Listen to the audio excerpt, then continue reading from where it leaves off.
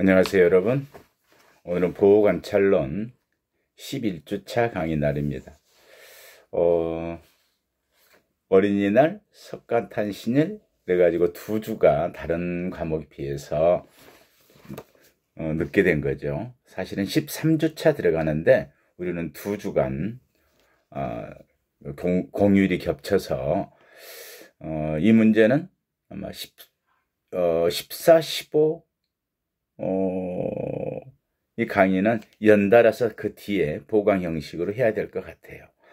아마도 기말고사 직전이거나 바로 기말고사 끝나고 일지 학교하고 조정을 하겠습니다. 별 차질이 없도록 할 테니까 여러분들은 걱정 안 해도 될 것 같아요. 오늘은 어쩌면은 이번 주하고 다음 주 강의가 보호관찰론에 대한 가장 핵심적인 내용들이 아닐까 싶어요. 보호관찰의 이념과 어떤 기능들에 대해서 살펴보는 거기 때문에 내용에서도 가장 밀도 있게 그리고 가장 중요한 것들이기도 하고 여러분들이 기말평가 때도 이번 주 다음 주 강의 내용들이 그래서 제가 좀 정리하도록 해볼 생각입니다. 참고가 되시나요? 우선 자료 한번 보고 시작할게요.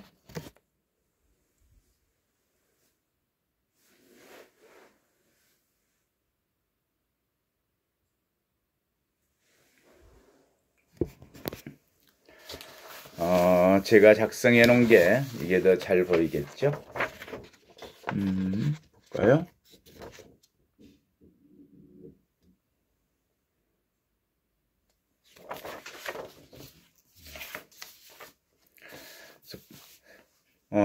오늘 2시간은 보호관찰의 이념 및 기능인데 서두르지 않고 보호관찰의 이념들에 대해서 우리가 쟁점 사항들을 이야기하고 다음 주까지 해야 될지 모르겠어요. 보호관찰의 기능까지 살펴보면 처음에도 그런 이야기를 했었는데 보호관찰론의 수업은 뭔가 토톨로지 같은 게 있어요. 동어 반복 같은 보호관찰이 무엇인지 어떻게 변해 왔는지 오늘날은 어떤 모습인지 그 중요성 기능은 무엇인지 각국은 어떤 보호관찰의 어떤 최근의 어떤 흐름인지 그런 내용이 늘 같이 가요. 오늘 내용도 사실은 영미의 보호관찰, 유럽의 보호관찰 또는 뭐 아시아나 우리나라 세계 각국의 보호관찰과 한데 맞물려 있다고 생각하면 되니까 여러분들이 수업 계획서의 진도에는 이렇게 신경을 쓰지 않아도 좋을 것 같아요. 이야기를 하기 전에 한 2가지 재미있는 이야기를 해볼게요. 제가 여러분들하고 치료적 개념, 원어적, 원상회복적 그런 교정 그런 내용들을 이야기하고 싶었어요. 왜냐하면은 우리가 늘 어떤 범죄에 있어서 가해자와 피해자 문제들에 대한 문제가 함께 범죄를 구성하는데 결국은 어떻게 치료를 하지 어떻게 원상회복적인 부분으로 가지 하는 부분이 사실은 형사정책이 중요한 부분 아니겠어요? 물론 범죄 예방과 대책이지만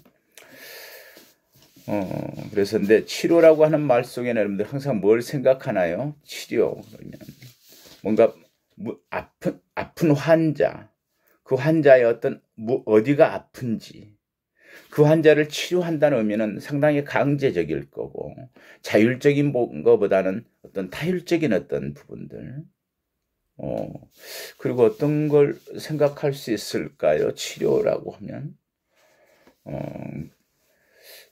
그러죠. 어떤 뭔가 실증적이고 과학적인 접근이 있어야 되겠다.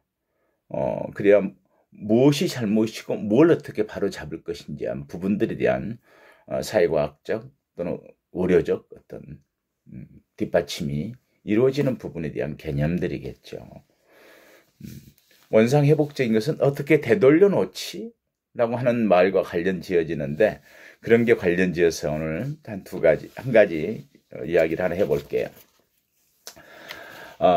보호관찰과 상관이 꼭 없는 건 아닌데 일상에 대한 어떤 부분들이 한 칼럼을 보니까 이렇게 돼 있어요. 치료적 일상에 대한 상상력 그랬는데, 환자들, 여기 이 글을 쓴 사람은 가정의학과 전문의신 것인데요. 환자들 집에 왕진을 간다, 뭐 환자들이 있는 곳에 이제 가보면 늘 환자복을 많이 입고 생활한대요. 그 이유가 뭐냐면 늘 와상 환자라 그러죠.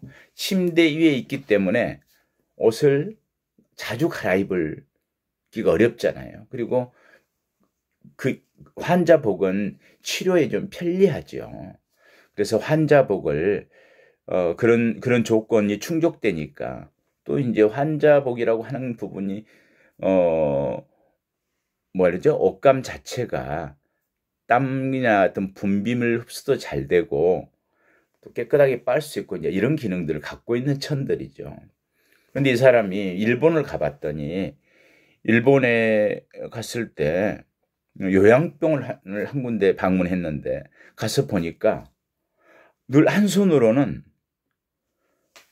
도마와 칼을 가지고 요리를 하도록 하고 있더래요. 그 불편한 환자들에게.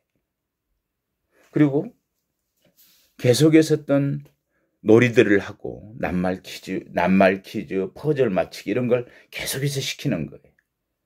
거기까지는 이해를 하겠는데 요양병원임에도 불구하고 환자복을 입은 사람이 없더래요. 전부 일상복을 매일 갈아입어야 되는 그 불편함. 그래서 궁금하잖아요. 왜 그렇게 환자복을 입지 않습니까? 그랬더니 우리는 일상이 재활치료입니다. 그래서 옷을 불편하더라도 늘 갈아입고 그것을 자주 세탁하고 또 어떤 옷을 입을지 고민도 하고 라고 하는 부분들이 재활과 훨씬 관련 지어진다. 어떤 생각이 드십니까? 우리가 치료라고 하는 건 일상에서의 그런 것들까지도 오히려 그냥 편리함이 중요한 게 아니라 그 사람이 어떻게 변화할 수 있을지 한 부분하고 관련된다는 생각을 들지 않나요? 저는 이게 의미하는 바가 크다고 생각해요. 교정에 있어서.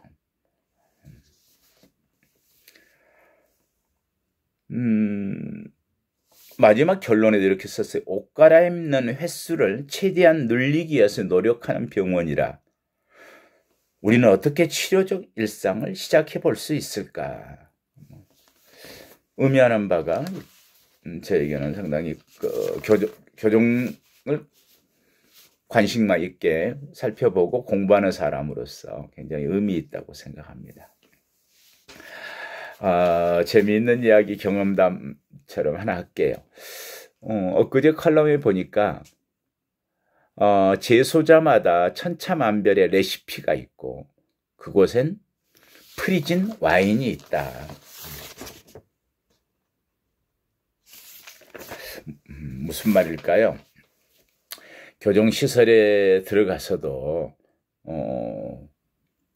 어떤 음식들에 대한 이야기, 음식들을 또 해먹을 수도 있고 그런 환경들도 있을 수 있겠죠. 꼭 지급하는 음식만 가지고는 또 생활하기 근데 좀 불법이지만 재미가 없잖아요. 그래서 불법적인 거지만 음식도 요리도 해먹고 할 수도 있는데 할 수도 있는 거지 하면 안 되는 거죠. 만약에 그 문제가 있다면. 왜냐하면은 공급하지 우리나라 같으면 광급 위주인데 사적으로 다른 것들을 구입해서 또 그걸 조리하기 위해서는 다른 도구들까지 필요하기 때문에 거의 대부분은 부정 제작 물품이거나 그것을 제작했거나 불법 소지하게 되는 거기 때문에 통제가 되겠죠. 더더구나 안에서 술을 만들어 마신다. 어찌되었던 영양소에 어떻게 되었던 급식으로도 때울 수 있고 다른 음식도 좀 먹고 싶은 걸 사식으로도 사적 구입이죠. 개인적으로 어떤 구입이 가능한 부분들 있죠. 간식들은 우리나라도 뭐 반찬류 중에서도 뭐 장아찌 종류들도 좀 구입할 수 있고 또 뭐 통닭도 좀 훈제 닭도 구입해서 먹을 수도 있어요. 그런데 술은 안 되잖아요. 술을 만들어서 마시는 거예요. 그래서 여기서 교도소에서 만드는 술을 프리즌 와인 혹은 푸르노라고 불리는 제소제의 어떤 밀주가 다른 나라에서도 이렇게 있을 수 있겠죠. 근데 이 이야기는 이탈리아 이야기였는데요. 여기서도 어떻게 밀주를 만드냐면, 한번 해보실래요? 빵을 발효제인 효모의 원천으로 삼고, 빵이 이스트가 있으니까 발효제가 돼요. 삶고 거기에 사과나 오렌지, 프루트 칵테일 사탕, 설탕 등으로 맛을 내고 당을 공급해서 와인을 만든 모양이에요. 근데 우리나라에 이렇게 와인 만드는 경우는 못 봤고요. 제가 이제 현직에 있을 때 우리가 금방 검신한다 그래요. 부족물품을 가지고 있는지 자꾸 이제 밖에 나갔다 들어오는, 거실로 들어오는 수용자들은 매일 검신을 하죠. 몸을 수색해요. 그리고 일정한 기간이 되면 정기적으로 방을 다 검방을 하죠. 어떤 부정물품을 소지하고 있는지 문제가 없는지 파악을 하는데, 어떤 정보들이 있어요. 어디에 술이 있다. 교도소에 술이 있다는 게 이해가 되시나요? 저도 궁금했어요. 근데 잔뜩 만들어놓은 수용자들이 있는 거예요. 특히 여름에는 더 쉬워요. 온도가 높아서 발효가 잘 되기 때문에 그러나 봐요. 근데 당시에도 보니까 여기도 요구르트를 많이 쓰는데, 예전에는 요구르트를 그냥 광급으로 주거나 본인이 사서 먹을 수 있었어요. 그러면 요구르트에다가 빵을 넣는 거예요. 식빵 같은 종류들. 발효되고, 요구르트도 시큼하게 이제 발효가, 빵하고 같이 발효돼서 이게 막걸리에 비슷한 맛이 나는 거예요. 저도 마셔봤어요. 도대체 어떤 맛일까? 제법 술 같아요. 맛있는 밀주는 아니에요. 되게 시큼한데, 이거 막걸리 맛하고 흡사한, 그래서 한때는 또, 요구르트 공급하면 안 되겠다. 자꾸 그걸 며칠만 둬도 시큼해지는데 거기에 빵이 들어가니까 바로 술로 발효가 되는 그런 경우를 봤습니다. 그래요. 다들 아무튼 잘 지냈으리라 믿고, 오늘은 보호관찰의 이념과 기능에 대해서 살펴보죠. 범죄 대책에 대한 그런 어떤 관점, 그건 기본적으로 어떤 데서 온다고 그랬죠? 범죄인을 보는 시각, 범죄를 바라보는 관점의 차이가 처벌해야 할 건지 처우를 해야 될 건지에 대한 방법도 결정할 수 있고, 어떤 그것에 대한 정당성의 근거가 된다. 그래서 범죄 대책에 한 두 가지 관점을 우리가, 하나는 자유주의적 관점, 소위 사회복귀적 이념에 따른 자유주의적 관점과 신보수주의적 관점에 따라서, 신보수주의란 것은 최근에 신응보론적 이야기를 하는 겁니다. 그래서 그렇게 했을 때 보호관찰의 이념과 그 방향성을 결정하는 거죠. 어디에다 중점을 두느냐. 물론 늘 하나가 결정적이진 않다고 이야기를 했죠. 어떤 이념이든지 누적적이거나 누적적이고 하고 복합적으로 운영되는데, 주된 이념이 무엇일까 이렇게 생각해야 돼요. 보호관찰의 이념, 교정의 주된 이념은 어떤 식으로 변하는가. 그것에 따라서 교정 모델의 변천, 교정 정책들, 교정 제도, 당연히 보호관찰의 이념이 어디에 중점을 두느냐에 따라서 보호관찰은 어떤 방향으로 운영될지 이렇게 결정되겠죠.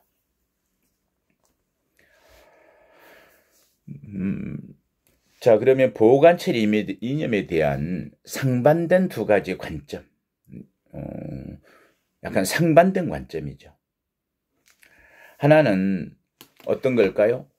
이 사람을 보호하고 변화시킨다는 데 대한 초점을 두는 관점. 또 한 가지는 엄정한 법 집행을 통해서 공공의 안전이 더 우선돼야 된다는 것. 크게 이렇게 나눠볼 수 있겠죠. 어느 것이 더 바람직하다라고 단정 짓기는 쉽지 않아요. 왜냐하면 그걸 결정하는 많은 것들은 소위 국민의 법감정, 공공의 요구, 또 그 시대적 상황과 맞물려 있기 때문에 그렇죠. 그렇다면 이 두 가지 관점은 어떻게 우리가 이해할 수 있을까? 고전적 보수주의적인 형법이란 건 뭘까요? 예전에는 늘 그렇죠. 전통적으로는 눈에는 눈, 이에는 이처럼 함무라비 법정처럼 고전적인 그런 경우에는 늘 어떤 처벌의 문제였었죠. 위하와 처벌. 그랬을 때는 굉장히 잔인한 처벌들, 법률에 근거하지도 않은 어떤 처벌의 문제들, 이런 것이 되어오다가 18세기 계몽주의 시기에 이르러서 비로소 이제 보수적 관점에 중요한 변화가 나타나는 거죠. 네, 어떻게 하면 범죄자를 처벌할 때 덜 잔인한 방식의 방식을 택할까? 그래서 이제 처벌에 대한 어떤 공리주의적인 접근이 본격화되었다 이렇게. 공리주의라는 뭔가요? 우리가 늘 하면 공리주의다. 최대 다수의 최대 행복, 많은 사람들의 어떤 부분들의 공공의 이익, 좀 합리성을 띠게 되는 거겠죠. 최대 다수의 최대 행복을 윤리의식의 윤리적 행위의 목적으로 봤다. 소위 이러니까 뭐 다수결의 원리 같은 것과도 정치적으로 맞물릴 수 있겠죠. 그런데 이제 이런 사람들도 보수주의자들과 마찬가지로 이러한 실증주의적인 접근들도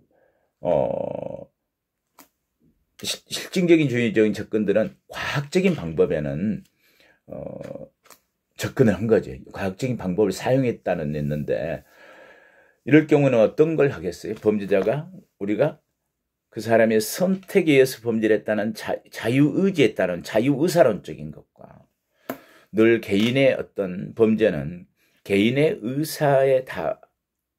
개인의 의지하고 상관없는 부분도 영향을 받는다고 하는 결정론적인 입장에 있을 때는 상황이 달라지겠죠. 보관찰의 이념도 달라질 거죠. 근데 여기서 이제 자유주의적 형벌관, 이건 이제 실증주의, 그리고 뭐 계몽주의, 휴머니즘의 등장, 이런 부분이 생겼을 때 범죄학자들은 인간이 생물학적, 환경적 요인에 의해서 영향을 받는 존재라는 점에 대해서 인식을 하게 되는 거죠. 범죄가 꼭 자기 선택한 자유의사만이 아니라 그런 어떤 영향을 받는다. 생물학적인, 특히 유전적인, 그리고 환경적인. 그러면서 다양한 복잡하고 복합적이고 다양한 요인에서 결정된다는 점을 이제 강조하는 거죠. 그래서 이때 주된 관심사는 뭘까요? 범죄를 실증적으로 규명하고 그 사람이 갖고 있는 개별 범죄자에 대한 과학적 연구가 필요하겠죠. 어떻게 그 문제를 해결할 것인지. 그래서 실증주의들에게 있어서 범죄에 대한 또 이제 사회적 책임도 강조하는 그런 상황에 놓여 있어서 범죄로 내몰릴 수밖에 없었어, 이런 이야기죠. 그래서 이럴 때는 범죄는 개인의 자유의지에 의한 합리적 선택이 아니고 개인의 선택의 범위를 벗어나는 생물학적, 심리학적, 환경적 재반 요인들에 의해서 결정된다는 결정론적 관점에 입각했었던 거죠. 자유주의 형벌관의 특징들은. 이러한 실증주의 형벌관의 기초에서 범죄자 처우나 교종정책 이념으로서 제한돼서 20세기까지 계몽주의부터 주로 18세기부터 20세기까지 쭉 발전해 왔던 것을 우리가 사회복귀 모델을 총칭해서, 물론 사회복귀 모델도 많은 변화를 겪어왔죠. 의료 모델, 적응 모델, 재통합 모델 뭐 이렇게 겪어왔지만 기본 이념은 사회복귀 이념이다. 어떻게 우리 사회로 돌려보낼 것인지. 문제가 해결돼야 우리 사회도 안전할 거 아니에요. 이게 이제 사회복귀 모델이죠. 그래서 사회복귀 모델에 의하면 처벌은 범죄자가 처한 어려움을 악화시킬 뿐이기에 형사적 사법 시스템은 범죄자의 어떤 문제점을 과학적으로 발견하고 치료해서 각종 그 문제 해결을 해줘야 한다. 그래서 뭐 이제 이럴 때는 이제 다음에 연결하는 공정 모델 이런 것에서는 정경을 줘서 잘못한 만큼 처벌을 받아야 되가 아니라 어떤 문제가 있었어. 그 문제가 해결되었어. 위험성은 얼마나 제거되었지. 지금은 사회 시설 내 처우보다는 사인의 처우가 낫지 않을까. 이런 걸 결정할 수 있는 부정기형도 예로 들 수가 있겠죠. 또한 그렇기 때문에 구금 위주만을 강조하는 건 아니었죠. 갈수록 더 어떻게 하면 더 이 사람을 변화시키는데 유리할까? 효과적일까? 이렇게 생각한다면은 다양한 사회적 처우 그리고 사인의 프로그램을 활용하는 것이 강조되겠죠. 자, 그런데 이제 정말 효과가 있었어? 우리 정말 피해자나 또는 우리 사회 안전을 위해서 그것이 최선이야? 이런 데 대한 비판, 걱정, 요구 이런 부분이 생겨나는 거죠. 그래서 20세기 중반까지는 거의 사회 복귀의 주안점을 드는 형벌관이 주류를 이루었는데 이제 신보수주의 형벌관이 등장하는 거죠. 우리가 뭐 공정 모델, 사법 정의 모델로 대표되지만 큰 틀에서 이야기하자면은 엄벌주의, 보수 강경 노선 또는 예전의 응보론과 같은 처벌에 더 중점을 두고 사회 안전이 더 우선시되는 신응보론 쪽 관점 이런 부분들의 논의 그다음에 그것들에 대한 모델 정책의 반영들이 20세기 후반부 1970년대부터 주로 중반부에 들어서면서부터 그 문제에 대한 관심을 가지기 시작한 거예요. 그래서 이런 걸 다시 예전의 억제 모델로 돌아갔다. 그리고 예전에 무능화 전략이다. 물론 이 무능화는 차이는 있어요. 현재 있는 무능화 이론은 예전처럼 그냥 일반적인 모든 범죄자 그리고 범죄가 우려되기 때문에 이 모든 일반 국민에게까지도 유하에 이를테면 두려움을 주어서 범죄를 안 하도록 하는 이런 집합적 무능화는 아니죠. 최근에는 이제 선별적 무능화로 해서 자꾸 범죄를 하는 사람들에게는 더 엄벌에 처해서 다시는 범죄하지 않도록 하는 그런 문제 있는 사람에게 더 억제 이론을 더 쓰는 선별적 무능화죠. 아무튼 1970년대 후반에는 이런 억제 모델이 다시 등장했고 이어서 80년대 초에는 이제 무능화 모델이 대두되었는데 이런 것을 우리는 이러한 모델을 신보수주의적 어떤 교정 이념이라고 불리는 정의 모델로 이야기를 하죠. 그래서 사실은 어떤 두 개의 큰 패러다임의 변화 같은 근데 두 개의 이념이 항상 부딪히고 하나가 전적으로 부정되는 거 아니에요. 어느 쪽에 더 중점을 두느냐죠. 그래서 이제 지금 이야기하는 공정 모델, 정의 모델이라는 것은 사회 복귀를 전면 부정한다기보다는 사회 복귀만 매달려서는 안 되겠다. 그래서 범죄자에 대한 처벌을 더 강하게 하고, 그래서 소위 사회 보호를 보다 더 중시해야 된다. 소위 공공의 어떤 분노들, 또 엄벌에 처하지 않은 법감정 이런 게 이제 반영된 거다. 이렇게 생각할 수 있겠죠. 조금 쉬었다가 다음 시간에 계속해서 그 이야기를 하도록 하겠습니다.